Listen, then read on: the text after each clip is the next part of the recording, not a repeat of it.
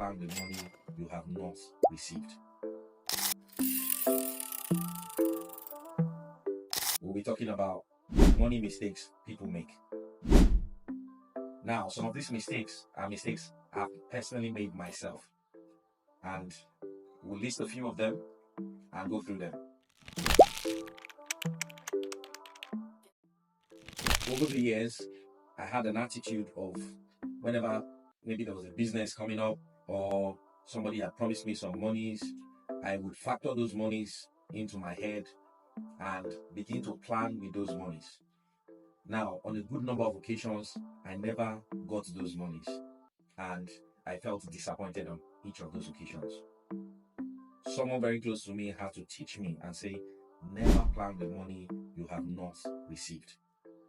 That way, I changed my mindset towards monies I have not received. So now, until the money hits my bank account, I am not imagining the money yet with me, so that I do not have more heartbreaks.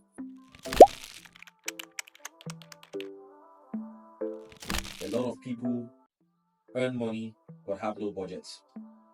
And because they have no budgets, they lose track of how the money ends up going.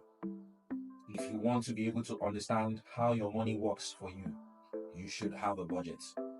In one of my previous episodes, I spoke extensively about budgets. If you haven't listened to that episode, you could always go back and check on the episode.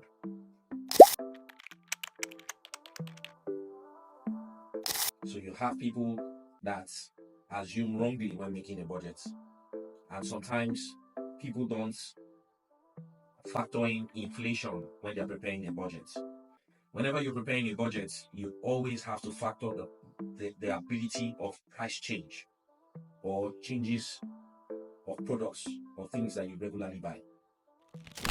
Every country in the world has an inflation rate. So whenever you're doing things or creating a budget, always have that at the back of your mind that you should have some kind of contingency plan to buffer your budget. So that way you do not have a surprise during the course of the year or the course of the month where prices would possibly change.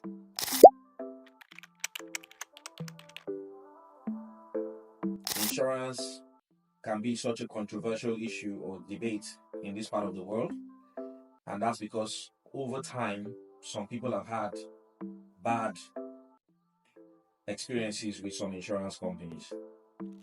But in my own experience, insurance companies have actually been very good to me.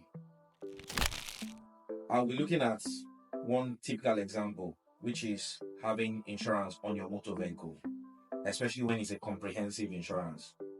So on two occasions, one was myself. I had an accident with my car, and it was a brand new car some years ago, and I never knew insurance was that efficient in Nigeria. This was way back in 2015. After the accident, I called on the insurance company, who told me to send in some evidence of what had happened, and I sent all of that to them, and they ended up fixing the car without me spending any money. Obviously, I had paid for insurance to cover the car for that year. If I had to use from my own salary or income as of that time, it would have been a burden to me. But the insurance company ended up fixing the car for me at that time.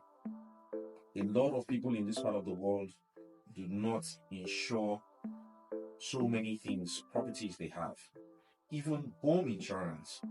People have houses, they own homes, they spend so much money to build houses, but they don't have insurance to cover those houses if anything should happen. There's no fire insurance in the house, there's no burglary insurance in the house, and this way people end up losing money when there's any accident or incident.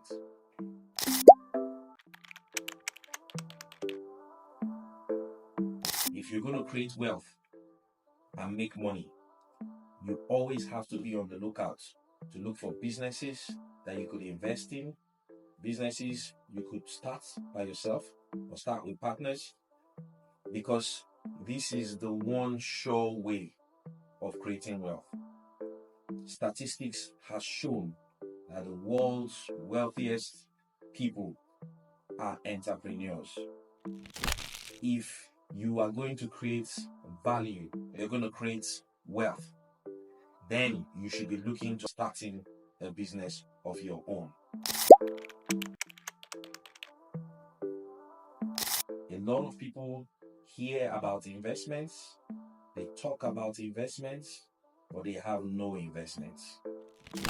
So I have seen people that are so knowledgeable about real estate, but they have no real estate. Not that they have not had the monies, but because they have not been able to find themselves disciplined enough to put monies aside and then key into these investments. A lot of people think you need to have millions before you are able to start investing, and that's not the truth. I've seen people start investing with having just 10,000 naira. It's a mindset. You could earn 50,000 naira or 60,000 naira, but from that, you could actually still be able to keep something aside for investing. It all boils down to how you are thinking, how you're able to apply your mind and discipline yourself. You mustn't eat in the big restaurants. You mustn't do the big things that people are doing. There is time for everything. If you're able to learn how to start investing in ventures, trust me, when you have more money come down the line in a few months or a few years, you will find out that you'll be able to do more investing and make more money, and in that way create more wealth.